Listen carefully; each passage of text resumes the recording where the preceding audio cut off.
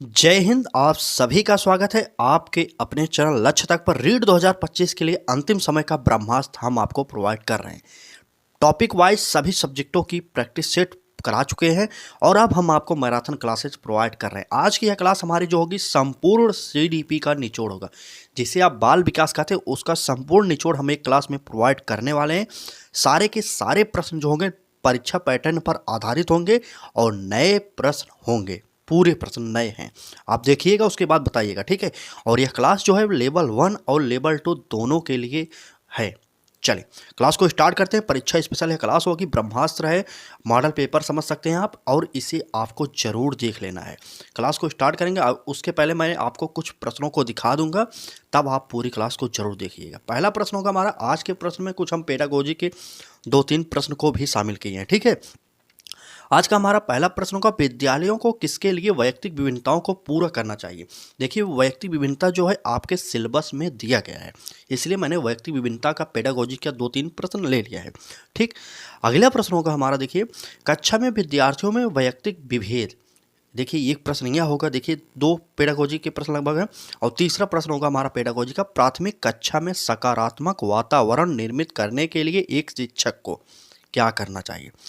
और आगे देख लीजिए अगला प्रश्न क्या होगा हमारा, भारत में अधिकांश कक्षाएं बहुभाषी होती हैं, इसे शिक्षक द्वारा किस रूप में देखा जाना चाहिए, ठीक है। और देखिए अगला प्रश्न क्या होगा, प्रजातिगत व्यक्तिगत विभिन्नताओं को समझने में निम्न में क्या मददगार साबित नहीं होता है। तो इस प्रकार के बहुत सारे प्रश्नों की श्रृंखला आज हम आपके समक्ष रखने वाले हैं। तो चलिए क्लास को स्टार्ट करते हैं। निवेदन बस इतना करेंगे कि आप लोग पूरी क्लास को जरूर देख लीजिएगा, ठीक है। इससे पहले आपने हमारी पिछले क्लासेज को नहीं देखा तो देखिए एक बार, क्योंकि परीक्षा के लिए वो सारी क्लासेज आपके लिए ब्रह्मास्त्र साबित होंगे। चलिए अब बात करते हैं पहले प्रश्न की। ये रहा आज का हमारा पहला प्रश्न, ठीक है। पहला प्रश्न कह रहा है, विद्यालयों को किसके लिए वैयक्तिक विभिन्नताओं को पूरा करना चाहिए, बताइए। ए ऑप्शन, वैयक्तिक विभिन्नताओं को विशिष्ट होने की अनुभूति कराने के लिए। बी ऑप्शन में क्या कह रहा है, बी ऑप्शन में कह रहा है वैयक्तिक शिक्षार्थियों के मध्य खाई को कम करने के लिए। सी ऑप्शन में कह रहा है शिक्षार्थियों के निष्पादन और योग्यताओं को समान करने के लिए। और डी ऑप्शन कह रहा है यह समझने के लिए कि क्या शिक्षार्थी सीखने के योग्य है या अयोग्य। बताइए। पेडागोजी के प्रश्न 2-3 तो आएंगे आपकी परीक्षा में, आप समझ के चलिएगा, ठीक है। चलिए बताइएगा, विद्यालयों को किसके लिए वैयक्तिक विभिन्नताओं को पूरा करना चाहिए, आपसे यह पूछ रहा है। चलिए देखते हैं ए ऑप्शन कैसे पेडागोजी का आप उत्तर निकालेंगे, हम इस प्रश्न में आपको बता रहे हैं। चलिए बात करें, ए ऑप्शन में कह रहा है कि वैयक्तिक शिक्षार्थी को विशिष्ट होने की अनुभूति कराने के लिए। बिल्कुल नहीं, यह हमारा गलत हो जाएगा। क्या हम ऐसा कोई कार्य करेंगे जैसे बालक अपने आप को बहुत खास समझ ले? जी नहीं, हम ऐसा कुछ भी कार्य नहीं करेंगे, क्योंकि प्रत्येक बालक विशिष्ट होता है। हम ऐसा कुछ नहीं करेंगे कि एक बालक अकेला जो है वह अपने आप को विशिष्ट समझे, ठीक है। इसलिए हमारा पहला ऑप्शन गलत हो जाएगा। अब बात करते हैं बी ऑप्शन में क्या कह रहा है, कह रहा है वैयक्तिक शिक्षार्थियों के मध्य खाई को कम करने के लिए। बिल्कुल नहीं, ठीक। चले बताइए, विभिन्नताओं को पूरा करना चाहिए, मध्य की खाई कम करने के लिए नहीं होगा। बात करते हैं अगले ऑप्शन की, शिक्षार्थियों के निष्पादन और योग्यताओं को समान करने के लिए। बिल्कुल समान नहीं करेंगे, जहां पर वैयक्तिक विभिन्नता होगी वहां पर समान कार्य होगा ही नहीं। इस प्रकार से हमारा डी ऑप्शन सही हो जाएगा। इस ऑप्शन में कह क्या रहा है, यह समझने के लिए क्या शिक्षार्थी सीखने के योग्य है या अयोग्य, ठीक है। अयोग्य तो नहीं कह सकते, ठीक है, लेकिन फिर भी इस प्रश्न का उत्तर डी ऑप्शन सही हो जाएगा, ठीक है। डी ऑप्शन सही हो जाएगा। आगे बढ़ते हैं, अगला प्रश्न होगा। देखिए प्रश्न थोड़ा सा बड़ा, इसलिए मैं थोड़ा सा छोटा कर रहा हूं। चलिए प्रश्न को देख लीजिएगा, कक्षा में विद्यार्थियों के वैयक्तिक विभेद आपसे पूछ रहा है। वैयक्तिक विभेद का मतलब क्या हो सकता है, क्या लाभकारी होगा, हानिकारक होगा, यही आपसे इस प्रश्न में पूछा जा रहा है, ठीक है। ए ऑप्शन में कह रहा है लाभकारी नहीं है, क्योंकि अध्यापकों को वैविध्यपूर्ण कक्षा को नियंत्रित करने की आवश्यकता है। बी ऑप्शन में कह रहा है हानिकारक है, क्योंकि इनसे विद्यार्थियों में परस्पर द्वंद्व उत्पन्न होते हैं। सी ऑप्शन कह रहा है अनुपयुक्त हैं, क्योंकि यह सर्वाधिक मंद विद्यार्थी के स्तर पर पाठचर्या के हस्तांतरण की गति को कम करते हैं। और डी ऑप्शन है लाभकारी हैं, क्योंकि यह विद्यार्थियों की संज्ञानात्मक संरचनाओं को खोजने में अध्यापकों को प्रभावित करते हैं। बताइए, 3 प्रश्न पेडागोजी का आज हमने इस क्लास में लिए, पहला हमने कर लिया, अब 2 प्रश्न और है, ये एक और प्रश्न है। उसके बाद फैक्ट आधारित प्रश्नों की श्रृंखला जो आपके लिए बहुत ही महत्वपूर्ण होगी और नए नए प्रश्नों की श्रृंखला है।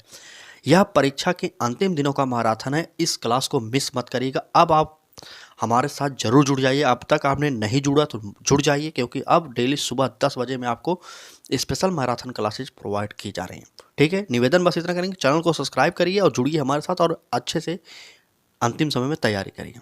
ठीक, चलिए बात करते हैं इस प्रश्न की। का क्या रहा है, ये ऑप्शन में लाभकारी नहीं है क्योंकि अध्यापकों को वैविध्यपूर्ण कक्षा को नियंत्रित करने की आवश्यकता है। बिल्कुल नहीं, हम वैविध्यपूर्ण कक्षा को नियंत्रित नहीं करेंगे, हम व्यक्ति विभिन्नता को जो है लाभ के उपलक्ष्य में देखेंगे। ठीक है, इसलिए हमारा ए ऑप्शन कट जाएगा। अब बात करते हैं बी ऑप्शन में। कह रहा है कि हानिकारक है क्योंकि इनसे विद्यार्थियों में परस्पर द्वंद्व उत्पन्न होते हैं। हानिकारक मैंने आपसे पहले बताया, जहां पर भी हानिकारक शब्द मिले उसे काट दीजिए। ठीक है, तो चलिए द्वंद्व नहीं उत्पन्न होगा। बात करते हैं सी ऑप्शन में। कह रहा है अनुपयुक्त है क्योंकि यह सर्वाधिक मंद विद्यार्थी के स्तर पर पाठचर्या के हस्तांतरण की गति को कम करते हैं। बिल्कुल नहीं करेंगे। ठीक है, अब जो हमारा ऑप्शन डी बच गया वही सही हो जाएगा, क्योंकि जब हमने 3 ऑप्शन को काट दिया अब और अधिक पढ़ने की जरूरत नहीं है। फिर भी अगर आप चाहते हैं तो देख लीजिए, कहा क्या रहा है, लाभकारी है क्योंकि यह विद्यार्थियों की संज्ञानात्मक संरचनाओं को खोजने में अध्यापकों को प्रभावित करती है। तो बिल्कुल सही, यह हमारा डी ऑप्शन सही हो जाएगा। ठीक है, इस प्रश्न का यह डी ऑप्शन हमारा सही हो जाएगा। आगे बढ़ते हैं और अगले प्रश्न पर चलते हैं। चलिए प्रश्न को थोड़ा सा बड़ा कर दिया। अगला प्रश्न होगा हमारा, प्राथमिक कक्षा में सकारात्मक वातावरण निर्मित करने के लिए एक शिक्षक को क्या करना चाहिए। अगर आपको अपने कक्षा में सकारात्मक वातावरण का निर्माण करना है तो यही आपसे पूछा जा रहा है। ठीक है, तो बने रहिएगा, पूरी क्लास को जरूर देखिएगा। यह हमारा आज का पेडागोजी का आखिरी क्वेश्चन होने वाला है। इसके बाद फैक्ट आधारित प्रश्नों को हम कराएंगे। ठीक है, चले अब बात करते हैं ए ऑप्शन में। कह रहा है समूह गतिविधियों के दौरान समाज मिति के आधार पर उन्हें समूह बनाने की अनुमति देनी चाहिए। ठीक है, बी ऑप्शन सकारात्मक अंत वाली कहानी सुनानी चाहिए। सी ऑप्शन होगा सुबह प्रत्येक बच्चे को अभिवादन करना चाहिए। और डी ऑप्शन होगा विभेद नहीं करना चाहिए और प्रत्येक बच्चे के लिए समान लक्ष्य सुनिश्चित करने चाहिए। बताइए कमेंट करके। 3 प्रश्न मैंने पहले ही बताया कि पेडागोजी के शामिल किए हैं, वो भी बहुत ही इंपॉर्टेंट है। जो व्यक्ति विभिन्नता से संबंधित 2 प्रश्न थे, एक प्रश्न ये वाला है। बताइए, चलिए जल्दी से कमेंट करिए। अब देखिए इसमें ए ऑप्शन में कह रहा है, पहले प्रश्न पढ़ लीजिए। कह रहा है कि प्राथमिक कक्षा में सकारात्मक वातावरण निर्मित करने के लिए शिक्षक को क्या करना चाहिए। सकारात्मक वातावरण की बात कर रहा है। ए ऑप्शन में कह रहा है समूह गतिविधियों के दौरान समाज मिति के आधार पर उन्हें समूह बनाने की अनुमति देनी चाहिए। बिल्कुल नहीं होगा। बी ऑप्शन में सकारात्मक अंत वाले, तो यह भी गलत हो जाएगा। सुबह प्रत्येक बच्चे का अभिवादन, जी नहीं, हमारा डी ऑप्शन सही हो जाएगा। विभेद नहीं करना चाहिए और प्रत्येक बच्चे के लिए समान लक्ष्य सुनिश्चित करना चाहिए। ठीक है, आगे बढ़ते हैं। इसका मतलब नेगेटिव में मत लीजिएगा, क्योंकि यहाँ पर यह बात कर रहा है कि जैसे आप समझिए एक बालक को क्रिकेट खेलने के लिए कह रहे हैं और दूसरा बालक कुछ भी है, उसके अंतर्गत कुछ भी विसंगतियाँ हैं, चाहे कुछ कमी है, तो उसको आप रोकेंगे नहीं, उसको भी कह देंगे आप भी खेल लीजिए क्रिकेट। नहीं तो उसके अंदर मानसिक हीनता आ जाएगी, वह अपने आप को हीन भाव से देखने लगेगा कि हम इनसे कमज़ोर हैं, इधर उधर की बात सोचेगा। इसलिए हमें इस उपलक्ष्य में इस उत्तर को डी ऑप्शन चुनना पड़ेगा। ठीक है, चलिए अब यहाँ से हम शुरू करेंगे फैक्ट वाले प्रश्नों को, जो आपके रीट में भर भर के प्रश्न आएंगे इस क्लास से। ठीक है, पूरी मैराथन क्लास को जरूर देखिएगा आप लोग। बहुत बड़ी नहीं होगी क्लास, लेकिन फिर भी जितनी भी देरी हो आप देख लीजिएगा। बात करते हैं इस प्रश्न की। कह रहा है कि भारत में अधिकांश कक्षाएं बहुभाषी होती हैं, इसे शिक्षक द्वारा किस रूप में देखा जाना चाहिए। ए ऑप्शन परेशानी, बी ऑप्शन समस्या, सी ऑप्शन संसाधन और डी ऑप्शन उपरोक्त सभी। चलिए जल्दी बताइए। 2 क्लासें हमारी पॉलिटी की हुई, महामैराथन की। जो लोग लेवल 2 के लिए जुड़े हैं हमारे साथ, वो उन क्लासेज को जरूर देख लें। और लेवल 1 और लेवल 2 के लिए डेली क्लासेज हमारे चैनल पर सुबह 10 बजे में हो रही CDP की महत्वपूर्ण क्लासेज। ठीक है, CDP के महत्वपूर्ण टॉपिकों को आप पढ़ना चाह रहे हो, व्यक्ति विभिन्नता हो गया, RTE एक्ट हो गया और जो राजस्थान GK हो गया, इन सभी को दोनों लोग पढ़ सकते हैं। हमारे प्लेलिस्ट में जाइए, रीड क्लासेज के नाम से प्लेलिस्ट बन गई है, वहाँ पर सारी की सारी क्लासेज अपलोड है, एक बार जरूर देख लीजिएगा। रीड के लिए राजस्थान GK अगर आपको नहीं आता तो मात्र 25 मिनट की क्लासेज होंगी हमारे चैनल पर, उसको देख लीजिए। संपूर्ण निचोड़ आपको प्रोवाइड किया गया राजस्थान जीके का। अब आते हैं इस प्रश्न पर। ठीक, कह रहा है भारत में अधिकांश कक्षाएं बहुभाषी होती हैं, इसे शिक्षक द्वारा किस रूप में देखना चाहिए? तो क्या आप उसे परेशानी के रूप में देखेंगे? बिल्कुल नहीं, आप अपने आप को टीचर मान के हल करेंगे, इस प्रश्न का उत्तर दे सकते हैं। समस्या तो मानेंगे नहीं, तो हम संसाधन मान जाएंगे, इस प्रश्न का उत्तर हमारा सी निकल जाएगा। ठीक है, बहुभाषी कक्षा को हमेशा समस्या नहीं मानना चाहिए, हमें हमेशा जो है संसाधन के रूप में उपयोग करना पड़ेगा, तभी हमारा जो है ऑप्शन सही हो जाएगा। चलिए नेक्स्ट प्रश्न पर चलते हैं। अगला प्रश्न होगा, देखिए ये प्रश्न तो शायद नया है, आप बताइएगा कितने लोग इस प्रश्न को जानते हैं। ये प्रश्न बहुत ही इंपॉर्टेंट है। आज हमने नए प्रश्नों को काफ़ी ज़्यादा शामिल किया आपके पेपर के लिए, क्योंकि आप अंतिम समय जो प्रैक्टिस सेट हल करते हैं उससे अच्छा है आप हमारी क्लासेस देखा करिए। और फ्री में प्रोवाइड कर रहे हैं, प्रैक्टिस सेट आप खरीदेंगे बाजार में तो वहाँ पर पैसा देना पड़ेगा। ठीक, चलिए बात करते हैं इस प्रश्न की। कितने बताइएगा कमेंट करके कितने लोग इस प्रश्न को देखे हैं आज से पहले। प्रश्न है हमारा, प्रजातिगत व्यक्तिगत विभिन्नताओं को समझने में निम्न में क्या मददगार साबित नहीं होता? ठीक है, व्यक्तिगत विभिन्नता का यह नया प्रश्न है, तो देखिए कौन सा साबित नहीं होगा। ए ऑप्शन मूल्य व्यवस्था होगा, बी ऑप्शन शाब्दिक एवं अशाब्दिक संप्रेषण होगा, और सी ऑप्शन अधिगम की प्रक्रियाएं एवं विभिन्न व्यवस्थाएं होगा, और डी ऑप्शन बुद्धि हो जाएगा। बताइए, चलिए जल्दी से कमेंट कर दीजिए कौन सा उत्तर सही होने वाला है, एक बार कमेंट करिए तो। बिल्कुल सही, प्रजातिगत व्यक्तिगत विभिन्नताओं को समझने में निम्न में से क्या मददगार साबित नहीं होगा? तो बिल्कुल बुद्धि साबित हमारा नहीं होगा, हमारा डी ऑप्शन सही हो जाएगा। ठीक है, बुद्धि नहीं होगा, डी ऑप्शन सही हो जाएगा। आगे बढ़ते हैं। अगला प्रश्न देखिए, एक कक्षा में वैयक्तिक विभिन्नताओं के क्षेत्र हो सकते हैं। देखिए वैयक्तिक विभिन्नता आपके सिलेबस में दिया गया, आप देख लीजिए एक बार सिलेबस चेक करिए सीडीपी का, आपके सिलेबस में वैयक्तिक विभिन्नता को कवर किया गया है। ठीक है, तो चलिए बताइए, एक कक्षा में वैयक्तिक विभिन्नताओं के क्षेत्र हो सकते हैं किस प्रकार के?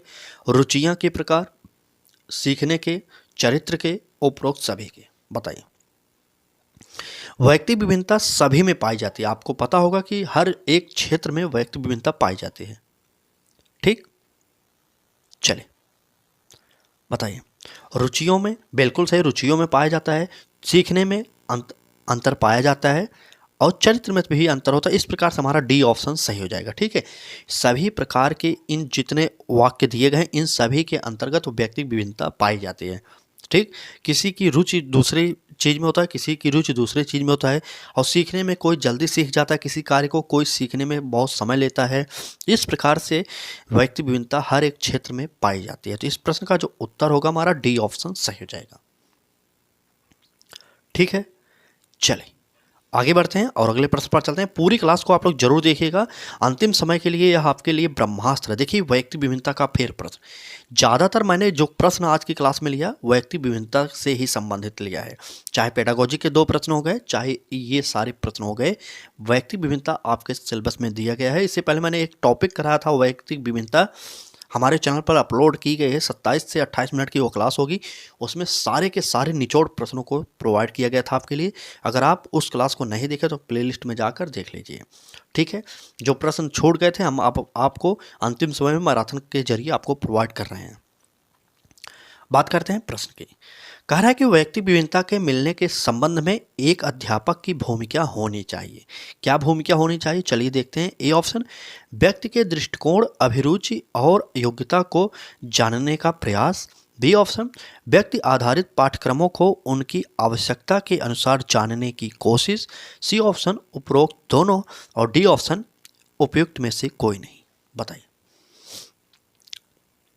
चलिए वैयक्तिक विभिन्नता के मिलने के संबंध में एक अध्यापक की भूमिका होनी चाहिए, तो कैसी भूमिका होनी चाहिए आपसे यह पूछा जा रहा है। ठीक है, बात करते हैं। ए ऑप्शन में कह रहा है व्यक्ति के दृष्टिकोण, अभिरुचि और योग्यता को जानने का प्रयास। बिल्कुल सही, अगर आप एक टीचर हैं तो समझ जाइए बालक को सबसे पहले पढ़ाने से पहले हमें उसकी दृष्टिकोण क्या है यह जानना पड़ेगा, उसकी अभिरुचि, रुचि क्या है, क्या किस प्रकार के वो कार्य करना चाहता है ये सब जानना पड़ेगा, और उसकी योग्यता क्या है यह हमें जानने का प्रयास करना चाहिए। तभी हम बालक को अच्छे से पढ़ाकर सिखा सकते हैं। इस प्रकार से ए ऑप्शन हमारा सही निकलेगा। आगे देखेंगे, अभी यहाँ पर उपयुक्त दोनों दिए गए क्योंकि यह भी सही हो सकता है। ठीक है, अब बी ऑप्शन में कहा गया व्यक्ति आधारित पाठ्यक्रमों को उनकी आवश्यकता के अनुसार जानने की कोशिश करेंगे, तो बिल्कुल सही होगा, यह भी हमारा सही हो जाएगा। तो इस प्रश्न का उत्तर जो होगा उपयुक्त दोनों हो जाएगा। ठीक, सी ऑप्शन हमारा सही हो जाएगा। अगर क्लास अच्छी लग रही है तो लाइक जरूर करिएगा और अपने मित्रों तक शेयर कर दीजिए कि अंतिम समय में उनको ब्रह्मास्त्र प्रोवाइड किया जा रहा है। अभी तक आपने हमारे चैनल को सब्सक्राइब नहीं किया तो कर लीजिए, क्योंकि जो भी समय बचा है आपके लिए डेली सुबह 10 बजे में आपको क्लासेज मैराथन के तौर पर मिलेंगी। ठीक, चलिए अब बात करते हैं नेक्स्ट प्रश्न की। चलिए कह देखिए, यह भी प्रश्न जो है वैयक्तिक विभिन्नता का ही प्रश्न है। बात करते हैं प्रश्न की। कह रहा है कि वह कथन जो वैयक्तिक विभिन्नता के संदर्भ में सत्य नहीं है वह है। सत्य नहीं है की बात की, मतलब जो गलत आंसर है वही हमें चुनना पड़ेगा। ए ऑप्शन में कह रहा है व्यक्ति विशेष प्रकार में भिन्न होते हैं। बी ऑप्शन कह रहा है व्यक्ति विशेष कोटि में भिन्न होते हैं। सी ऑप्शन कह रहा है व्यक्ति विशेष प्रकार व कोटि दोनों में भिन्न होते हैं। और डी ऑप्शन कह रहा है व्यक्ति विशेष ना तो कोटि और ना ही प्रकार में भिन्न होते हैं। चलिए बताइए, उत्तर बताइए, आप लोग कमेंट करके उत्तर बताते रहिए। बात कर चलिए देखते हैं। ए ऑप्शन में कह रहा है व्यक्ति विशेष प्रकार में भिन्न होते हैं। बिल्कुल सही, विशेष प्रकार में प्रत्येक बालक विशिष्ट होते हैं। मैंने पहले ही बताया कि तो इस प्रकार से विशिष्ट में भिन्न होते हैं, तो ये सही हो जाएगा। बी ऑप्शन में बात करते हैं व्यक्ति विशेष कोटि में भिन्न होते हैं, यह भी सही हो जाएगा। सी ऑप्शन में बात करते हैं व्यक्ति विशेष प्रकार व कोटि दोनों में भिन्न होता है, मतलब दोनों को जोड़कर यही कहा गया, तो ये दोनों तीनों सही हो गए, ए बी सी सही होगा।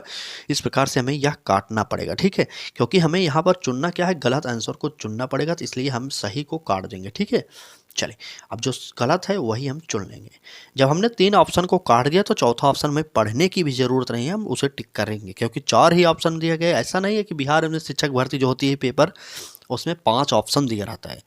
ठीक है, तो वहाँ पर दिक्कत होती है, लेकिन यहाँ पर आपके सिलेबस में जो परीक्षा पैटर्न फॉलो किया जाता है वह 4 ऑप्शन के अकॉर्डिंग ही परीक्षा कराई जाती है। तो वहाँ पर अगर आप 3 ऑप्शन काट देते हैं तो वह चौथा ऑप्शन जो बचेगा उस पर आपको टिक कर देना चाहिए। ठीक, यहाँ पर कह रहा है व्यक्ति विशेष ना तो कोटि और ना ही प्रकार में भिन्न होते हैं। बताइए तो होंगे किस में भिन्न। इस प्रकार से यह हमारा आंसर जो है गलत था, चौथा ऑप्शन, इसलिए यही सही हो जाएगा, डी ऑप्शन सही हो जाएगा। आगे बढ़ते हैं। अगला प्रश्न होगा, देखिए अधिगम से यह प्रश्न है, अधिगम की प्रक्रिया में निम्नलिखित में से कौन सी विशेषताएं होती हैं। वेरी इंपॉर्टेंट है, अधिगम आपके सिलेबस में दिया गया है। सिलेबस पर आधारित सारे के सारे प्रश्न आज हम आपको करा रहे हैं, तो इसलिए निवेदन बस इतना करेंगे, लाइक जरूर करिएगा वीडियो को। चलिए, ए ऑप्शन व्यवहार में परिवर्तन, बी ऑप्शन अर्जित, सी ऑप्शन परिपक्वता से नहीं और डी ऑप्शन उपरोक्त सभी। बताइए अधिगम की प्रक्रिया में निम्नलिखित में से कौन सी विशेषताएं होती हैं। बताइए तो जल्दी से। बिल्कुल, व्यवहार में परिवर्तन तो होगा, अर्जित होगा, परिपक्वता भी होगा, उपरोक्त सभी हमारा इस प्रश्न का सही उत्तर होगा। यह प्रश्न थोड़ा सा विवादित लग रहा है, लेकिन चलिए डी ऑप्शन हमारा सही हो जाएगा। ठीक है, डी ऑप्शन सही हो जाएगा। यह नया प्रश्न बनाया गया है, आप यह प्रश्न देखे नहीं होंगे कहीं पर। ये ऑप्शन जो दिए गए हैं 3 के तीनों ऑप्शन, आप इससे पहले शायद कभी भी नहीं देखे होंगे। ठीक है, इसी प्रकार के अंतिम समय में आपको प्रश्नों की श्रृंखला चाहिए तो आप हमारे साथ जुड़ सकते हैं, बाकी आप कहीं भी पढ़िए। ठीक, इस प्रश्न का डी ऑप्शन उपरोक्त सभी हो जाएगा।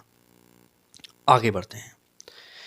अगला प्रश्न होगा, अब हमारे पास प्रश्नों की श्रृंखला बहुत कम है, आप जानिएगा, थोड़ी देर और रुकिएगा। अंतिम समय में हम जब क्लास समाप्त होगी उसमें हम आपको 2-3 फैक्ट बताएंगे, उसको भी याद कर लीजिएगा। ठीक है, चलिए अब बात करते हैं अधिगम को अधिक प्रभावशाली बनाने का तरीका है। एक प्रश्न बहुत ही महत्वपूर्ण है, अधिगम का संबंधित है, कि पूछ रहा है कि अधिगम को अधिक प्रभावशाली बनाने का तरीका कौन सा है।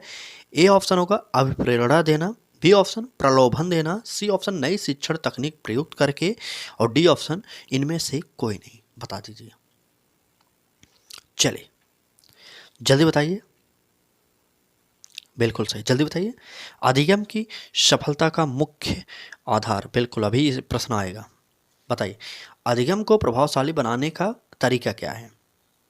बिल्कुल सही। आप यहाँ पर देखिए, क्या प्रलोभन देंगे? अधिगम को अधिक प्रभावशाली बनाने के लिए हम बालक को लालच देंगे? तो बिल्कुल नहीं होगा। नए शिक्षण तकनीक प्रयोग करके यह उतना अच्छा नहीं होगा, क्योंकि बालक के अंदर मन ही नहीं रहेगा पढ़ने का। तो आप शिक्षण तकनीक चाहे जो भी यूज कर लें, बालक का मन पढ़ने में नहीं लगेगा। ठीक है, इसलिए अभी हमारा कट जाएगा। इनमें से कोई नहीं तो होगा नहीं, इसी भी हमें काटना पड़ेगा। तो हमारा उत्तर जो होगा, अभिप्रेरणा देना। ठीक है, जिसे आप मोटिवेशन कहते हैं। ए ऑप्शन हमारा सही हो जाएगा। आप जिसे मोटिवेशन कहते हैं, इसके अकॉर्डिंग हम बालक को प्रेरित करेंगे पहले पढ़ने के लिए। ठीक है, चले, ए ऑप्शन सही हो जाएगा। आगे बढ़ते हैं। पूरी क्लास को जरूर देखिएगा आप लोग, डेली सुबह 10 बजे जब जुड़े हमारे साथ, पूरी क्लास जरूर देख लीजिए। आगे बढ़ते हैं, अगले प्रश्न को देखते हैं। कह रहा है कि अधिगम की सफलता का प्रमुख आधार है। क्या आधार है? ए ऑप्शन प्रशंसा, बी ऑप्शन पुरस्कार, सी ऑप्शन नेतृत्व और डी ऑप्शन लक्ष्य प्राप्ति की उत्कृष्ट इच्छा। बताइए, जल्दी बताइए। अधिगम की सफलता का प्रमुख आधार क्या है? बिल्कुल, चले, अधिगम की सफलता का प्रमुख आधार की बात कर रहा, तो हमारा लक्ष्य प्राप्ति की उत्कृष्ट इच्छा हो जाएगी। हमारा डी ऑप्शन सही हो जाएगा। ठीक है, डी ऑप्शन हमारा सही हो जाएगा। आगे बढ़ते हैं, चले आगे बढ़ते हैं। यहाँ पर एक प्रश्न अधिगम का याद कर लीजिएगा। अधिगम की एक परिभाषा बहुत पूछी जाती है आपके पेपर में। वह प्रश्न है, सीखना विकास की प्रक्रिया है। यह आपसे कथन पूछेगा किसके अनुसार है। ठीक है, सीखना विकास की क्रिया है, यह आपसे पूछ सकता है कि कैसी, किसके द्वारा है। तो आप समझिएगा वुडवर्थ के द्वारा यह परिभाषा दी गई है। ठीक है, सीखना विकास की प्रक्रिया है। अगर यह आपसे पूछा जाए कि इसकी परिभाषा है, तो यह वुडवर्थ महोदय की है। एक चीज़ और याद करिएगा, सीखने का नियम किसने दिया? अगर यह आपसे पूछा जा रहा है, तो सीखने का नियम दिया था थॉर्नडाइक महोदय ने। मैंने बिल्कुल, ये सारे प्रश्न इंपॉर्टेंट है। ठीक, सीखने की परिभाषा मैंने जो बताया उसे याद कर लीजिएगा, और सीखने का नियम आपसे पूछ रहा है तो वह दिए थे थॉर्नडाइक महोदय। चलिए बात करते हैं इस प्रश्न की। आखिरी कुछ प्रश्न और बचे हैं, पूरी प्रश्न जरूर देखिएगा। चले, कह रहा है कि सीखने के वक्र किसके सूचक हैं? सीखना, जिसे अधिगम कहते हैं, आप पता होगा, लर्निंग इंग्लिश में कहेंगे। बात करते हैं, ए ऑप्शन सीखने की प्रगति के सूचक हैं, बी ऑप्शन सीखने की मौलिकता के सूचक हैं, सी ऑप्शन सीखने की रचनात्मकता के सूचक हैं, और डी ऑप्शन उपरोक्त में से कोई नहीं। चलिए बता दीजिए उत्तर कौन सा होगा। बिल्कुल सही, आप लोगों को पता होना चाहिए कि यह यूपी टेट में पूछा गया प्रश्न है और बिहार टेट में भी पूछा गया प्रश्न है। ठीक, चलें अब बात करते हैं, सीखने के सूचक हैं, प्रगति के सूचक होते हैं। ठीक है, सीखने का वक्र जो है सीखने की प्रगति के सूचक हैं। ए ऑप्शन हमारा सही हो जाएगा। ठीक है, चलिए,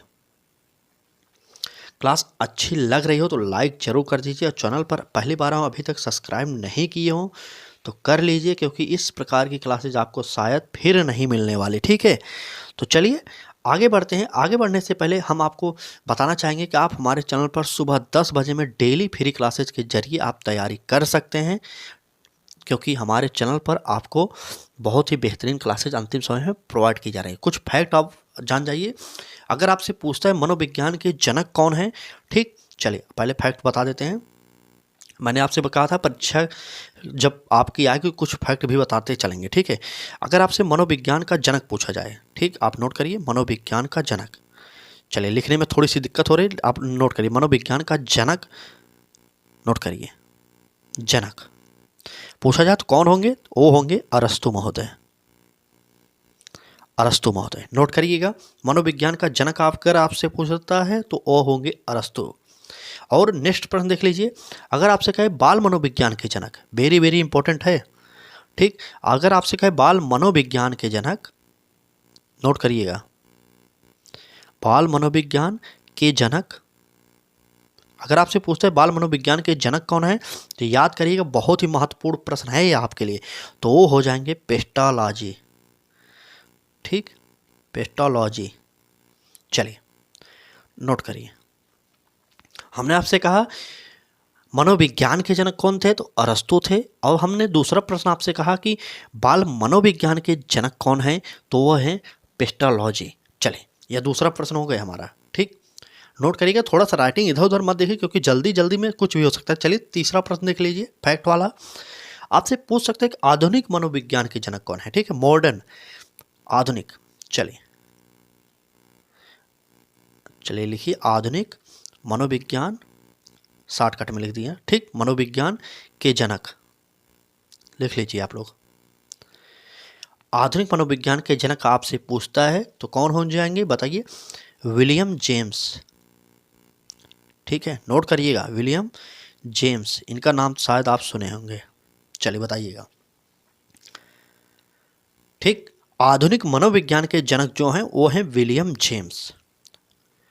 अब बात करें, आगे बढ़ते हैं, परीक्षा प्रश्न पर अपने चलते हैं। एक जेम्स ड्रेवर की परिभाषा भी आती है, अगर आप नहीं जानते तो जान सुन लीजिए।